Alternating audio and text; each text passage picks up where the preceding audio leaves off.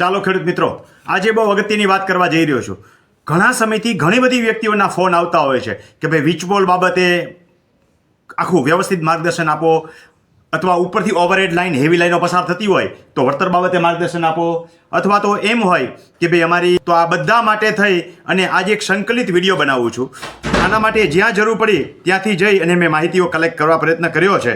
તો આપ સૌની જાણ માટે કે આ માહિતી મને જે મળી છે એમાં પાલભાઈ આંબલિયાના રેફરન્સથી જયેશભાઈ પટેલ સુરતવાળા છે, એમની પાસે જબરદસ્ત નોલેજ છે.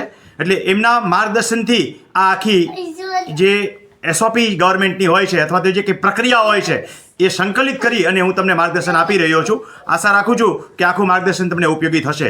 મારે જે કંઈ સોર્સ હોય એનું નામ લેવામાં કશો વાંધો નહીં. કોઈ વ્યક્તિનું નામ લેવાથી રાજકારણનો હું સપોર્ટર છું એવું પણ માની લેવાની જરૂર નથી. હું તો માત્ર ખેડૂતોનો સપોર્ટર છું અને ખેડૂતો માટે જે કાયદાકીય માર્ગદર્શન ભેગું કરવાનું થાય એના માટે જેને મળવાનું થાય એમને મળી અને વ્યવસ્થિત માર્ગદર્શન ખેડૂતો માટે થઈને આપું છું. તો સૌ પ્રથમ તો કોઈ પણ જોગવાઈ શું છે એને સમજી લો બરાબર, કે કોઈ પણ કંપનીને તમારા ગામની અંદર ઘૂસવું હોય, ઓવરહેડ લાઈનો પસાર કરવી હોય, વીજપોલ ઊભા કરવા હોય કે પછી પવનચક્કી ઊભી કરવી હોય તો સૌ પ્રથમ તો ગામ સભાનો ઠરાવ જરૂરી છે.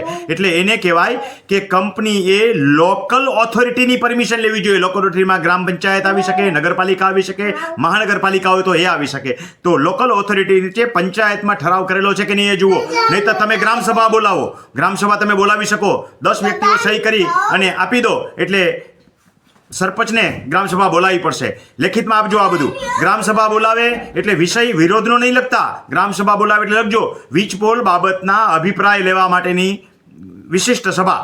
પછી અઠવાડિયાની અંદર સભા આવશે ત્યારે બધા હાજર રહો, મેક્સિમમ વ્યક્તિઓ હાજર રહો, જે ઇફેક્ટેડ હોય ખાસ હાજર રહો, તમારા ગામના ઇફેક્ટેડ ન હોય એને હાજર રાખો અને મતદાન કરાવડાવો અને એક ઠરાવ વિરોધનો પસાર કરાવો. હવે કે આ પવનચક્કી અથવા તો આ વીજપોલ અથવા ઓવરહેડ લાઇન આપણને અતિ નુકસાન કરતા હોય, આપણે એનો વિરોધ કરીએ છીએ. એક ઠરાવ પસાર થઈ જાય એટલે હવે આ ઠરાવની નકલ એક કંપનીને મોકલાવી દો અને બીજી જે છે સરકારને આપો. સરકારમાં કોણ હોય તો તમે તલાટીને આપો, મામલતદારને આપો, એસડીએમ એટલે પ્રાંતને આપો અને સબ ડિવિઝન મેજિસ્ટ્રેટ તરીકે કલેક્ટર સાહેબને આપો.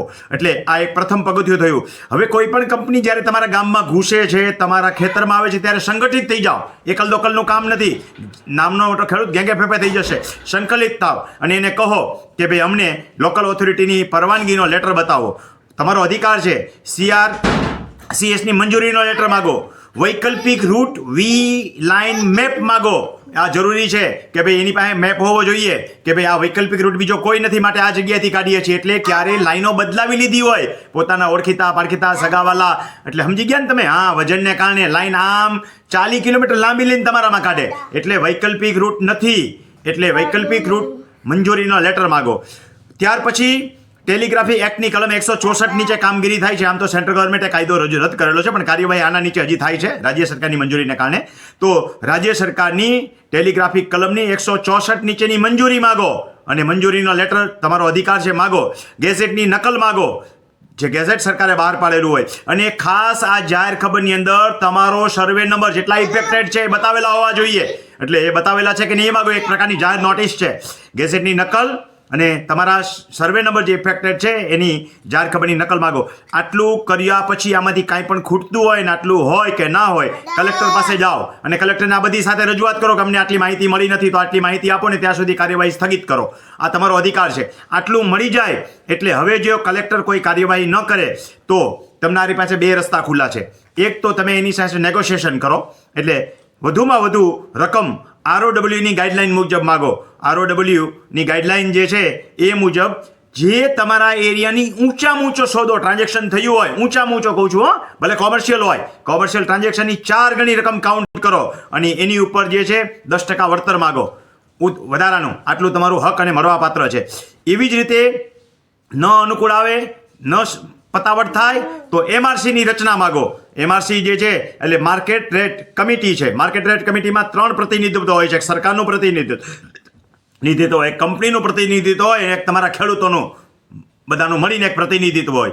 યાદ રાખજો, વ્યૂહરચના વ્યવસ્થિત હોવી જોઈએ તો વધુમાં વધુ વળતર તમને મળી શકે. અને આમાંથી કાંઈ ન થાય તો તમે એક રસ્તો તમારી પાસે છે અને એ છે તમારે તમારા હક્ક માટે થઈ અને કાનૂની લડત લડવાનો. કાનૂની લડત હંમેશા મારા સ્વભાવ પ્રમાણે છેલ્લે રાખું છું.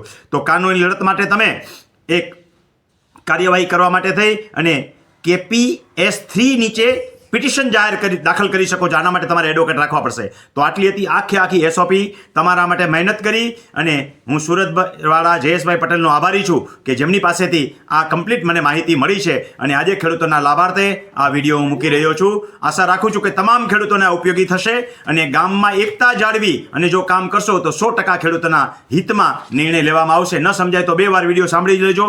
ટૂંકી અને સચોટ માહિતી હું આપું છું. આ વિડીયો હું ધારત તો 45 મિનિટનો બનાવી શકત, અને ઘણા બધા વિડીયો છે જ એવા, અંતમાં તમને કાંઈ સમજાય નહીં. એટલે મારા વિડીયોમાં સીધી વાત, નો બકવાસ, સીધો જવાબ હોય છે. આ વિડીયો તમને ગમ્યો હોય તો ખેડૂતોના લાભાર્થે તમને લાગુ પડતો હોય કે ન લાગુ પડતો હોય, અન્ય ખેડૂતોના ગ્રુપોની અંદર ફોરવર્ડ કરો, તમારા સગાવાલા ખેડૂતોના ફોરવર્ડ કરો. આજ નહીં તો કાલ તમારો વારો પણ આવી શકે છે. માટે તમામ વ્યક્તિઓ જાગૃત બનો અને વધુમાં વધુ ખેડૂતોને આ વાતથી માહિતગાર કરો. એટલી માહિતી મેં તમને ગાગરમાં સાગર સમજીને આપવા પ્રયત્ન કર્યો છે. આશા રાખું છું કે વિષયની ગંભીરતા સમજી અને તમે વિડીયોને ફોરવર્ડ કરશો અને તમામ ખેડૂતો સુધી આ માહિતી પહોંચતી કરશો.